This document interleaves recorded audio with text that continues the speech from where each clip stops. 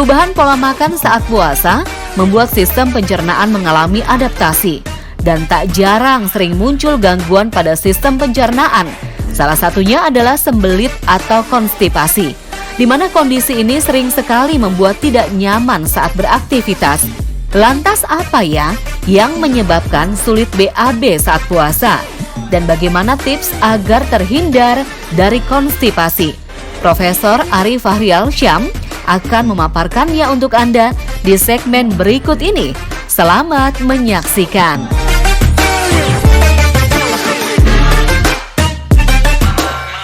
Ya, jadi sebenarnya secara normal tidak ada hal yang berubah di dalam metabolisme tubuh kita ya sejatinya. Tapi memang pada minggu-minggu pertama tubuh kita akan menyesuaikan dengan kondisi baik itu tidur kita ya maupun makan minum kita. Karena kan tidak seperti hari-hari biasa, kita akan bangun di pagi hari, dalam tanda petik dini hari, boleh sebagian masyarakat ada yang bangun jam 3 pagi ya.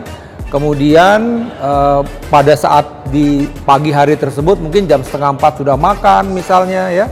Dan kemudian akan berpuasa ya, tidak makan dan minum selama 14 jam. Jadi bisa saja di dalam satu minggu pertama itu akan terjadi perubahan. Tubuh akan menyesuaikan diri dengan kondisi tersebut begitu ya. Karena tadi itu kita pagi-pagi sudah mesti bangun ya, ada faktor hormon juga yang terganggu di situ. Kemudian juga ketika kita harus tidak ada makanan minum yang masuk selama 14 jam. Tapi biasanya pada minggu kedua, minggu ketiga kondisi ini akan kembali, tubuh akan menyesuaikan dengan kondisi tersebut. Bagi sebagian orang, sulit BAB menjadi salah satu masalah yang sering muncul saat sedang menjalankan puasa. Jika hal ini terjadi, tentu dapat membuat aktivitas menjadi terganggu. Lantas apa ya yang menjadi penyebab sulit BAB saat sedang berpuasa? Jadi biasanya pada pasien-pasien ini kan yang memang normal, secara normal ya dia akan buang air besar pada pagi hari pada saat bangun. Kemudian juga ya makan konsumsi sayur dan buah-buahan sepanjang hari, termasuk juga minum. Nah, pada saat berpuasa akan ada perubahan pola. Ya, yang pada saat dia bangun jam 3 misalnya. Ini pada orang-orang tertentu mungkin agak susah untuk buang air besar.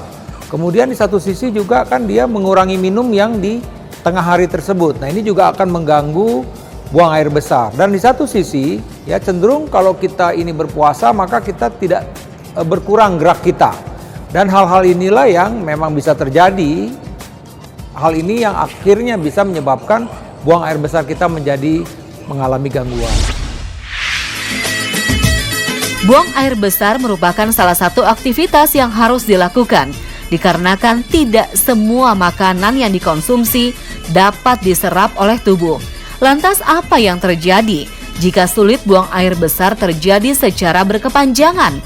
Dan berapa kali frekuensi normal untuk buang air besar? Ya, jadi ini yang memang harus diperhatikan oleh masyarakat. Ketika Anda memang berpuasa, Anda harus tetap berusaha agar buang air besarnya normal. Karena kalau buang air besar kita tidak normal, misalnya dari segi frekuensi hanya 3 hari sekali, kemudian dari bentuknya juga misalnya kotoran keras seperti kotoran kambing, tentu ini akan menyebabkan kondisi yang kita bilang sembelit. Sembelit kalau terus terjadi, ya ini juga kadang-kadang memaksa kita pada saat buang air besar itu untuk mengedan. Dan hal ini akan menyebabkan terjadinya ambeien atau hemoroid. Nah, kalau ambeien ini berkepanjangan bisa saja terjadi perdarahan.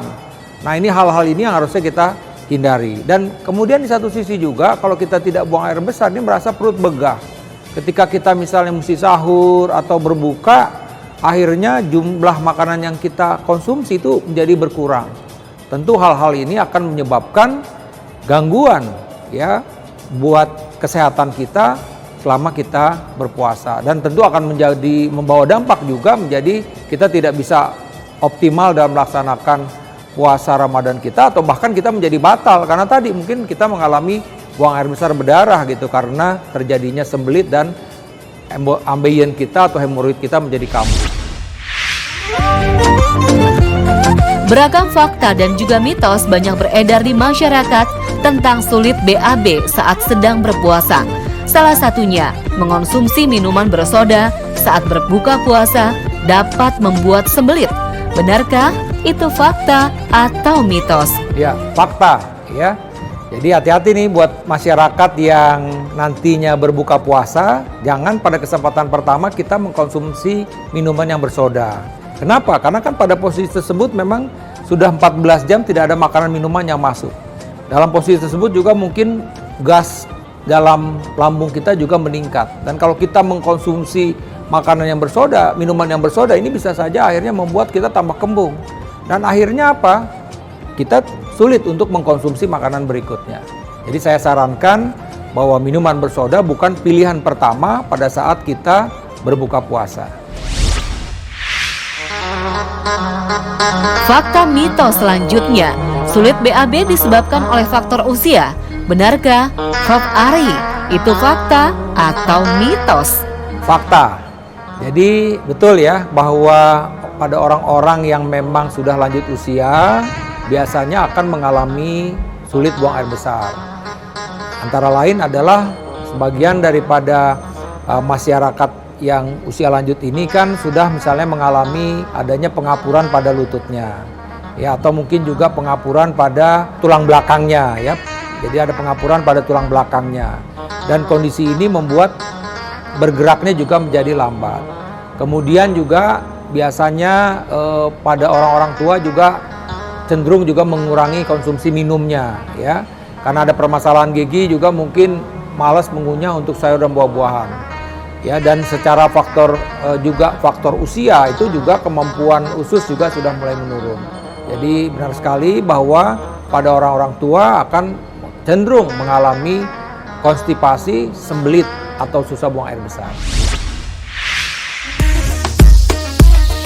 Beragam cara dilakukan masyarakat agar terhindar dari sembelit saat sedang berpuasa. Salah satunya adalah dengan mengonsumsi kopi. Karena mitosnya, mengonsumsi kopi saat sahur dapat membantu terhindar dari sembelit saat puasa. Benarkah? Mitos ya. Jadi sekali lagi yang juga mesti diperhatikan oleh masyarakat, pada saat sahur diusahakan jangan minum kopi. Ya, kenapa? Tadi bahwa kopi memang bisa di satu sisi memang kopi tidak membuat kita secara langsung menjadi buang besar lancar, satu. Ya, yang jelas kalau kita mengkonsumsi kopi, apa yang terjadi itu membuat buang air kecil kita menjadi berlebihan. Dan di satu sisi kan sebenarnya kita berusaha untuk jangan sampai kita buang air kecil ini berlebihan. Karena apa? Karena nanti akan menyebabkan dehidrasi, karena nanti 14 jam kemudian kita akan tidak makan, tidak minum gitu. Jadi sebaiknya memang minum kopi tidak dilakukan pada saat sahur. Nah, ada lagi nih, mitosnya olahraga dapat membantu buang air besar menjadi teratur. Benarkah itu fakta atau mitos? Fakta ya.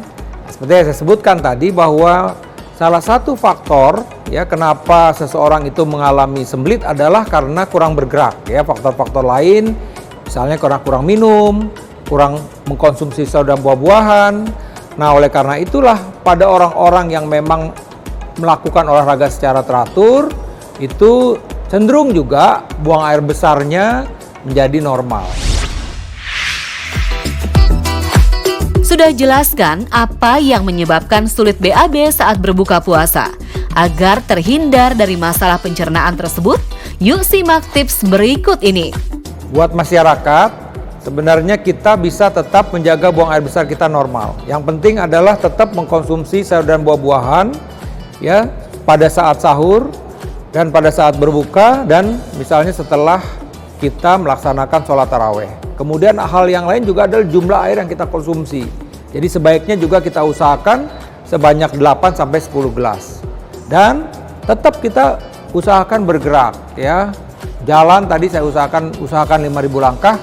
Mudah-mudahan dengan tip and tricks ini kita tidak mengalami masalah dengan buang air besar kita, dan buang air besar kita menjadi tetap teratur dan akhirnya kita tidak mengalami sembelit. Selamat ibadah puasa Ramadan.